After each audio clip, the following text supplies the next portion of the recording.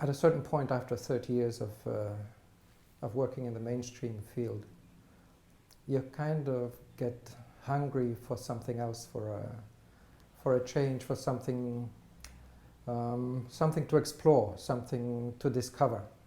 And there are different ways you can discover new things in music. You can choose the road of contemporary music, because for sure you're going to discover new things.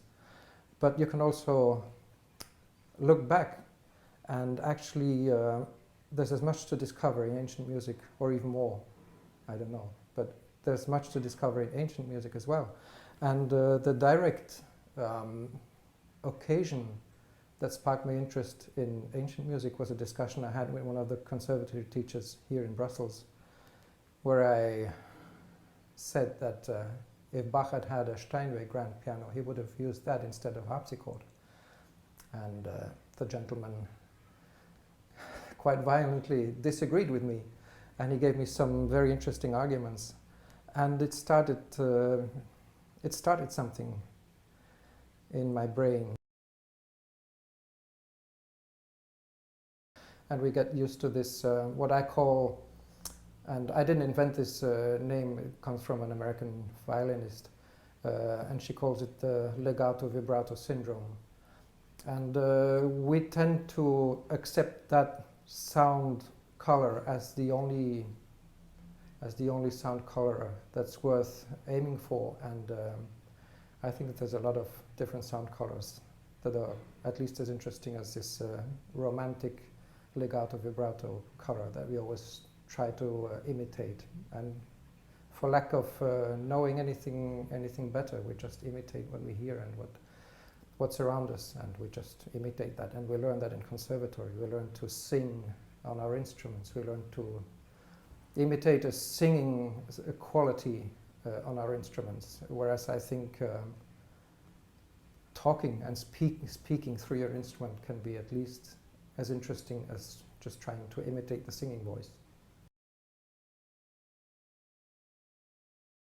We have learned from research and from great musicians that, for instance, in Baroque music and in Viennese classical music, the notation isn't always what it seems to be. These scores, usually in Baroque and early classical music, they're what we call thin scores. And a thin score is a score that doesn't really contain everything that you need in order to play the music well.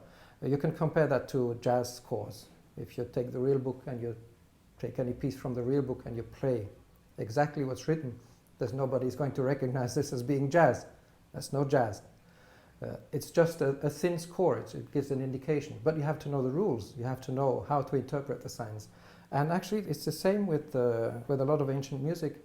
And the sad thing is that we learn in music schools and conservatories, we learn to play exactly what's written. It's kind of rule number one, play what's written. How many times I've heard in my classes, just play what's written. And if you do that in ancient music, for sure you're going to play totally wrong, because you have to know what the signs mean. And the signs and the dots and the dashes, they change signification, they change meaning throughout history. And a whole note, for instance, doesn't always need to be sustained for the whole 4 beats. You can attack a note in such a way that you suggest the length of the note without really playing it long, etc. So there's a lot of vocabulary you have to learn how to use. And in this way, maybe you get a chance of getting a bit closer to how it should be, or how it could be.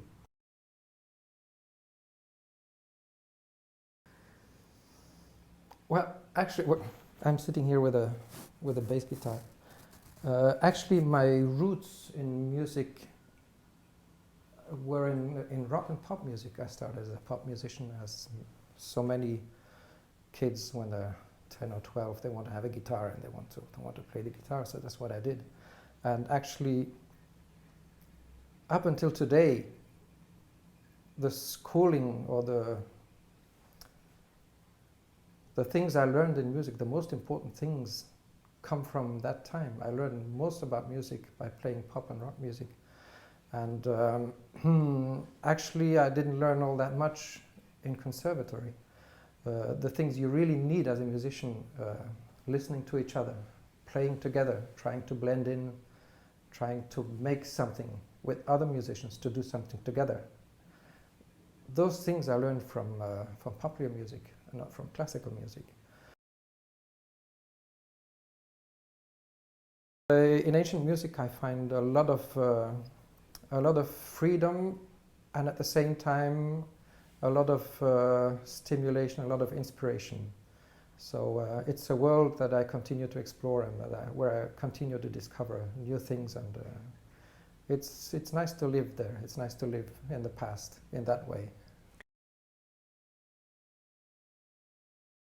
But for me personally, I try to be open and to be as honest as possible with the scores that I find, and I try to really find out what is the story behind the music and what is the best way to play it. And so I read all those musicological things as well, but I'm not going to do any deep research because there's no time, and I don't have the talent, and I want to play.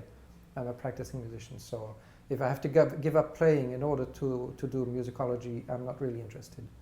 So I prefer to really see what it sounds like and find solutions. And in a way, you can say that's musicology as well, because, for instance, in Viennese tuning, trying to find the right or some right fingerings for certain passages, and to see how these fingerings are related to the tuning of the instrument, to the way music was interpreted, to the articulation, etc. It's a kind of musicology as well, except that I'm not writing it down in detail, and I'm not trying to prove any point, because the proof of the pudding is in the eating. And the proof of the musicology is in the playing, and you can write whole books about how to interpret this and what you think about that, but actually you have to go out and play it. And not only you have to go out and play it, you have to play it in such a way that you can reach an audience, because it's no use playing ancient music and playing it really well if you can't touch today's audiences. And that can sometimes be a contradiction, because who are you going to play for? So you really have to reach out and get to the audience and communicate with an audience. And music is emotion. You have to transmit some emotion. You have to get some emotional give and take. So musicology is very interesting, but ultimately you have to go and play and try to move somebody and try to move an audience.